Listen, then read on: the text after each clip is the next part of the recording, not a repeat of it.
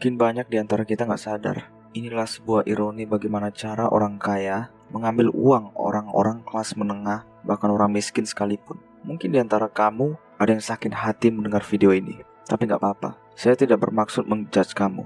Video ini adalah murni, pure edukasi. Mari kita coba bongkar sama-sama. Pertama, orang kaya paham bahwa orang-orang miskin pengen terlihat kaya. Nah, inilah dia. Kita banyak melihat orang-orang kelas menengah ketika habis gajian langsung belanja ini dan itu. Beli outfit baru, gadget baru, motor baru, healing, atau liburan. Orang kaya itu paham kalau orang kelas menengah punya gaji sekian, habis sekian. Ketika orang kelas menengah membeli motor baru, sama saja owner otomotif yang menjual motor itulah yang semakin kaya. Ketika orang kelas menengah membeli gadget baru, owner yang memproduksi gadget itulah yang semakin cuan. Ketika orang kelas menengah ingin liburan, healing, staycation, pemilik travel, pemilik hotel, pemilik villa, owner yang menjual tiket pesawat, merekalah yang semakin cuan. Apapun itu yang berkaitan dengan gaya hidup. Ketika orang kelas menengah spend more money ke hal-hal itu, yang menjual jasa dan produk, gaya hidup itulah yang semakin kaya. Mereka paham orang kelas menengah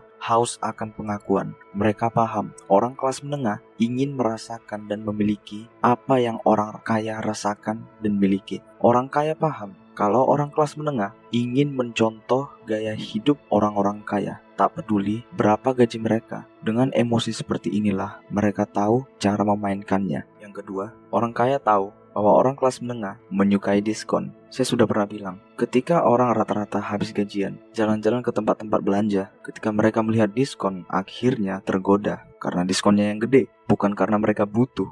Orang kaya tahu kapan lagi bisa belanja barang-barang keren, barang-barang hypebeast, barang-barang hedon di saat harga diskon. Orang kaya tahu kalau orang kelas menengah itu sangat susah untuk menunda kesenangan. Yang ketiga, orang kaya paham betul kalau orang rata-rata itu gengsinya tinggi. Outfit yang keren, barang-barang branded, tempat-tempat nongkrong yang instagramable, itu pasti diserbu oleh orang-orang yang gengsian, bro. Kenapa harus nongkrong ke kafe-kafe yang instagramable? Ya, biar ada bahan story Instagram mereka, biar storynya dilihat viewer mereka, biar viewer mereka menilai mereka keren atau stylish. Padahal, satu malam di tempat itu bisa menghabiskan 100.000 mungkin. Belum lagi kalau beli barang-barang branded. Saya sudah sering sekali bilang, barang-barang itu akan menurun nilainya. Belum lagi barang-barang itu akan naik terus harganya, dikarenakan inflasi. Ya tapi gimana lah, orang kaya tahu kalau orang-orang kelas menengah belum aware mengenai liabilitas dan inflasi, terbutakan oleh rasa gengsi mereka, bro. Oke, Le. Jadi kesimpulannya adalah, saya tidak melarang kamu untuk bergaya hidup seperti apa. Kamu mau memenuhi gaya hidup yang mahal gak apa-apa, dengan syarat kamu sudah bebas secara finansial atau financial freedom. Kalau perlu, kamu bisa beli apapun tanpa perlu melihat diskon dan berapa price-nya. Artinya, tanpa terbebani.